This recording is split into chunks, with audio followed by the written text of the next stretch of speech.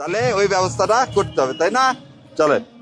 রাজাকার পুত্র শাহরিয়ার বিভিন্ন মিডিয়ার সাক্ষাৎকারে এসে অনেক বড় বড় কথা বলে, নিজেকে এক মহাপণ্ডিত বলে জাহির করতে গিয়ে আর নিজের দল জামাতে ইসলামকে ডিফেন্স করতে গিয়ে অন্যান্য দল ও নেতাকে অপমান অপদস্থ করে।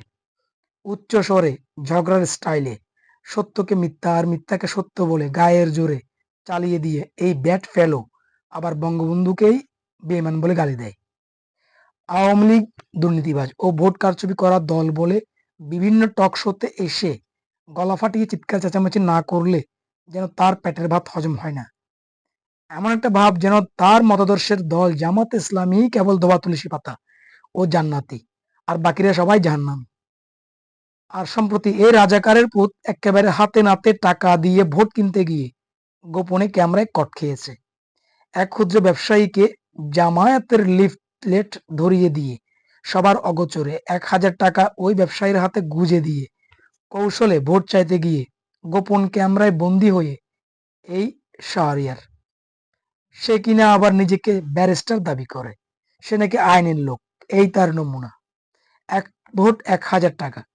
সারা দেশে জামায়াতের নির্বাচনী এজেন্ডা এটা। শোনা যাচ্ছে নির্বাচনে আসন প্রতি ১০০ কোটি টাকার বাজেট রয়েছে রাজাকারদের এই দলের। তারই এজেন্ডা বাস্তবায়ন করতে গিয়ে হাজার টাকায় ভোট কিনতে গিয়ে হাতে নাতে ধরা পড়েছে এই রাজাকারের বীজ শাহরিয়ার।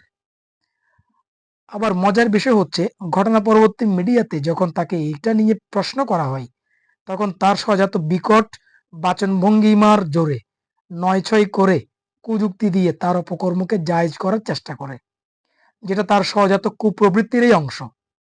এখন অনেকেই বলতে পারেন, এ জাতীয় ঘটনা তো নতুন নয়। অনেকেই জানে অতীতেও অনেক ঘটনা এরকম ঘটেছে। তাহলে এটা নিয়ে বলার কি আছে? হ্যাঁ, ঠিক কথা। বাংলাদেশের নির্বাচনী প্রেক্ষাপটে এটা নতুন কিছু নয়। কিন্তু এখানে ঘটনাটা যতটা না মূল বিষয়, তার চেয়ে গুরুত্বপূর্ণ বিষয় হচ্ছে জামাতের আমির থেকে শুরু করে এই শাহরিয়ারের মতো যুদ্ধাপরাধী দলের সদস্যরা সব সময়ে নিজেদেরকে সৎ ও বেহেশতি বলে দাবি করে। আইনের শাসন প্রতিষ্ঠার বড় বড় বুলি আওড়ায়। ৭১-এ যেই বাংলাদেশের লক্ষ লক্ষ নিরীহ মানুষ মেরে রক্তের হোলি খেলেছে, তারাই আবার সে দেশেরই শাসন ক্ষমতার অংশীদার হওয়ার স্বপ্ন দেখে। কি তাজ্জব ব্যাপার! তাদের আবার কিছু এদেশীয় মুনাফেকেও সমর্থন করে। কি আজব মানুষ ভাই রে!